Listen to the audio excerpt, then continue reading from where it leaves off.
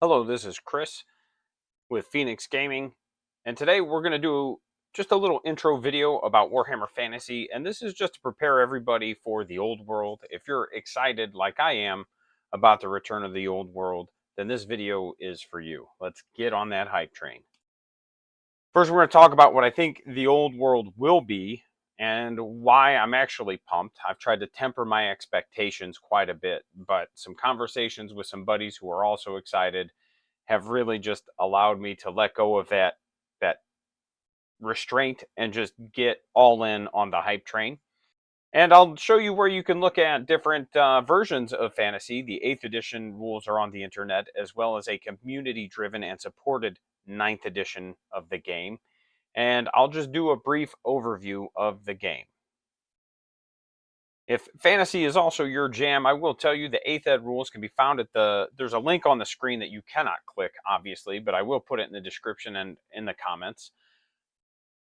And then that's for the 8th ed rules. The same website has what's called the Warhammer Armies Project, which is a community-run 9th edition for fantasy. And that's what my friends and I are going to be looking to dabble with, both the 8th and the community-run 9th in preparation for the old world coming out. While the old world may be a little bit different set of rules, I don't think it's going to be too far off from 8th or the WAP, which is Warhammer Army Project, not the Cardi B song. I will make sure we get those links in the description, though. The game overview is going to look very similar if you've played literally any of Games Workshop's big army games, such as Heresy or 40K or Sigmar. It's all going to follow a very similar structure. You'll have the movement phase, the magic phase, the shooting phase, and the close combat phase. Each phase will get its own video, but for now we're going to do an overview of movement. I will tell you that movement in fantasy is incredibly complicated. You have formations that you have to maintain, there are different maneuvers that you can perform, and this is honestly where the game is usually won and lost because your positioning is so important in this game. Exposing your flanks can be very detrimental. You need to make sure you have things protected in specific ways. And archers are going to be extremely powerful, but then your cavalry will be extremely powerful into archers. So there's a lot of different interactions in the game that are just going to make it feel, in my opinion, a little bit deeper and more complex than 40K.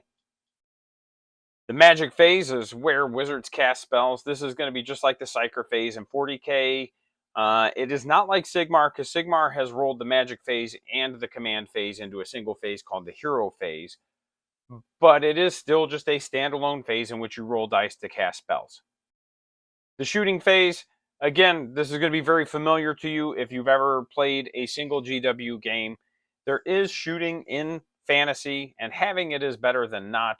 But by and large, it is not where most games are won. Like I said, most games are going to be won in the movement phase. And shooting is there just to, again, protect specific units and to give your army the ability to soften up certain targets before you charge into them.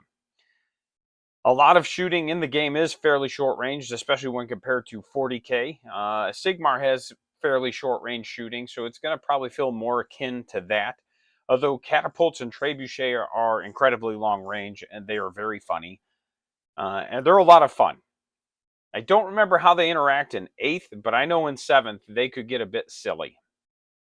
The close combat or fight phase, very straightforward. It's going to, again, interact very similarly to other games. The only difference is this is going to be more like Heresy, where you have initiative values. I like the initiative system. I don't hate the 40K system. I actually enjoy the 40K system, and I enjoy the Sigmar system. I feel like each one has its own merits, but I do enjoy the initiative system. It's really, really silly when you start getting into armies like High Elves, where everything just always fights first, and that can give the bad feels for some people. But it's one of those where I like the initiative system. I think it's pretty fun. It's pretty intuitive. It generally makes sense. Slow units get to attack after fast units, and it gives you a reason to have fast units.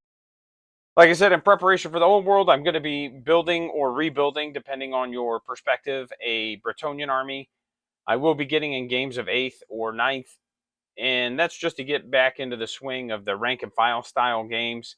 I will share some progress, and I will do some army specific videos, and we're going to do some how-to videos as well.